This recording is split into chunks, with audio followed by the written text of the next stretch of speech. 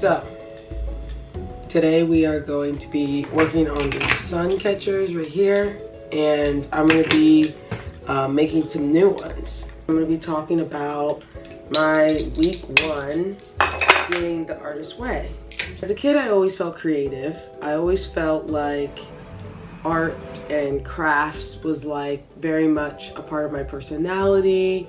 I think it started when I was a little kid and I was in probably like kindergarten, and I would do craft time and the teacher would be like, oh, this is really good, right? And so that starts to become a part of your identity at an early age. These things kind of added up to me thinking of myself as a very creative person, but not necessarily thinking of myself as an artist.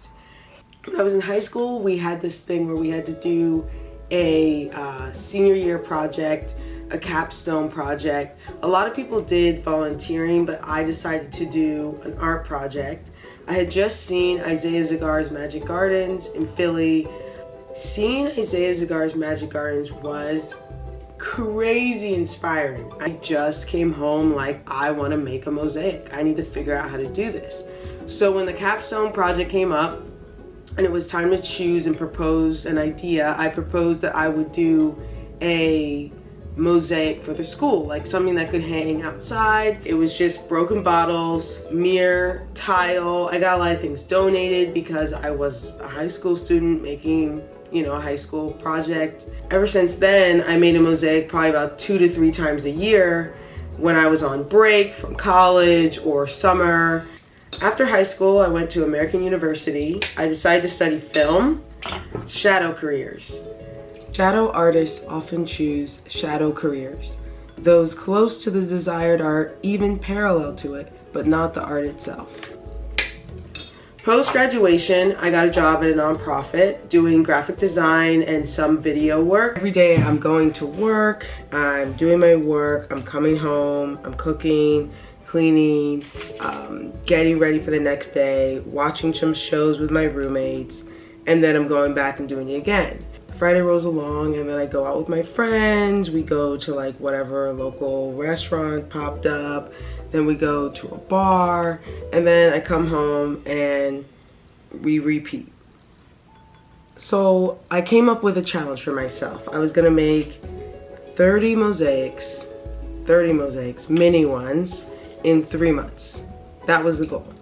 I would post everything on Instagram to kind of hold myself accountable, but also I just knew myself. I would be excited about what I was making, and I didn't want to just spam people who were following me on my personal account. So, and I also just didn't want that level of vulnerability of like, I'm making a bunch of stuff, some of it's gonna suck.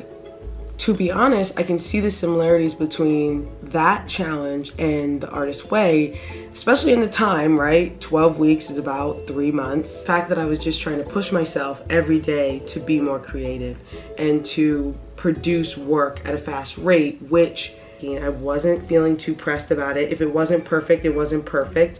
No one, you know, would really see it. But people did start to see it actually, and I was starting to gain a little bit of a following, and I was starting to connect with other mosaic artists and get feedback from them. That was adding to my education with mosaics. I joined some Facebook groups to learn more about my medium, and I was just producing work faster. At a certain point, I wanted to work bigger, so I got a really big wooden board, and I made this piece called Slipstream, which is probably the most meaningful piece that I've ever made. It's not for sale, it's just my personal piece. Through doing this challenge, this 30 and 3 month challenge, I got to know my medium in a way more intimate way. I pushed myself technically, but also aesthetically and creatively. So was able to start selling. Like, people were asking, hey, you know, is this for sale? And I thought to myself, you know what, is this for sale? And decided, yeah, it is for sale. I started researching how you do that. I wanted to start showing my work too, right? So I reached out to cafes and did a little research on like applying to art shows. In a lot of ways, me choosing to go into design was a shadow career. What starts happening is this idea of, can I do this full time? Can I do this forever? Can this be my life? Starts popping up in my head. I start reading tons and tons of books, tons of articles, asking lots of questions to other artists. But of course, as I'm going, the negative self-talk comes in. What am I doing? How, why do I think that my art is good enough to be in a museum? Why do I think that my art is good enough to sell for certain rates? In chapter 1 of The Artist's Way, Cameron talks about this list of common negative beliefs, and that how these negative beliefs that we have stick with us as we are trying to manifest our dreams. And so in a lot of ways, when we're trying to manifest our dreams and, live a life that aligns with purpose and passion, we are fighting against ourselves. So here's her list of commonly held negative beliefs. 1, everyone will hate me. 2, I will hurt my friends and family. Number 7, it will upset my mother or father. Number 8, I'll be alone. Number 16, my lover will leave me. And number 20, it's too late. If I haven't become a fully functioning artist yet, I'll never be. The suggestion is that we take these negative beliefs and we flip them on our heads and we lay out exactly what the positive alternatives can be. The way that she recommends that we do this is through affirmations. We start saying positive talk to ourselves, and when we hear our minds start spewing negative talk, we switch that around and we start saying something positive to ourselves. If we're saying to ourselves, gosh, if I ever revealed this to my parents, they would be so disappointed, we need to switch that on its head and say, my parents would be so proud and amazed that I'm able to be successful in a creative career. How I manifested being full-time was by flipping a lot of those beliefs, partially by literally taking the time to meditate. I remember meditating on, I'm a full-time artist, I'm a successful artist, I am a financially thriving artist, like just thinking those thoughts. And every time I had a negative thought, pushing that thought away or pausing that thought and filling in a good positive affirmation.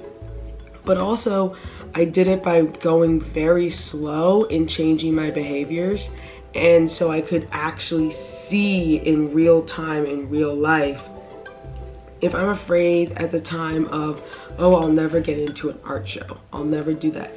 What I would do is I would say, well, if I never get into an art show, you know what I can do? If I never get accepted into an open call, I can host my own art show. I can ask my friends, we can rent a space, and I can put up my art there. And so I go off that belief and I say, I have a collection of work that I want to make, so I'm going to start making it. And then I'm going to start posting about it, and I'm going to start sharing it.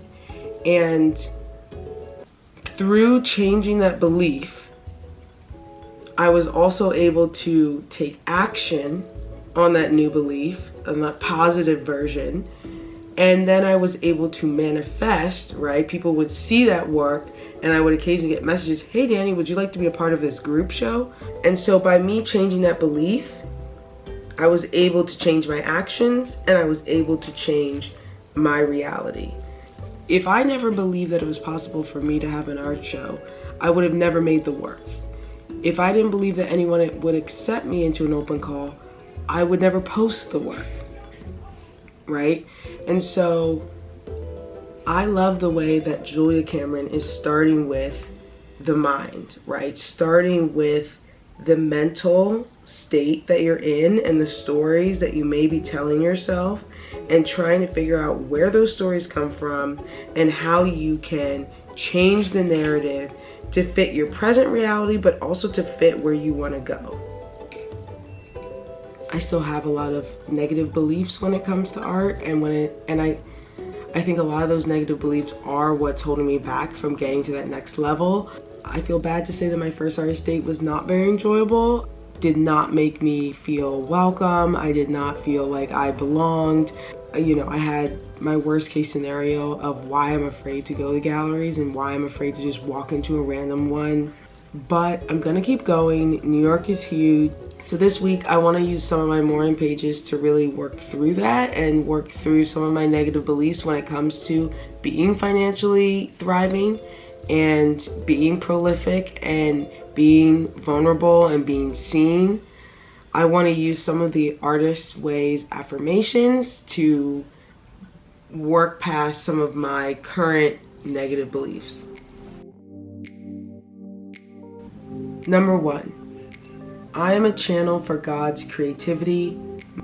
2, my dreams come from God and God has the power to accomplish them. 3, as I create and listen, I will be led. 4, creativity is the Creator's will for me. 5, my creativity heals myself and others. 6, I am allowed to nurture my artists. 7, through the use of a few simple tools, my creativity will flourish. 8, through the use of my creativity, I serve God. 9, my creativity always leads me to truth and love. 10, my creativity leads me to forgiveness and self-forgiveness. 11, there is a divine plan of goodness for me. 12, there is a divine plan of goodness for my work. 13, as I listen to the Creator within, I am led. 14, as I listen to my creativity, I am led to my Creator. 15, I am willing to create. 16, I am willing to learn and let myself create. 17, I am willing to let God create through me. 18, I am willing to be of service through my creativity. 19, I am willing to experience my creative energy. 20, I am willing to use my creative talents.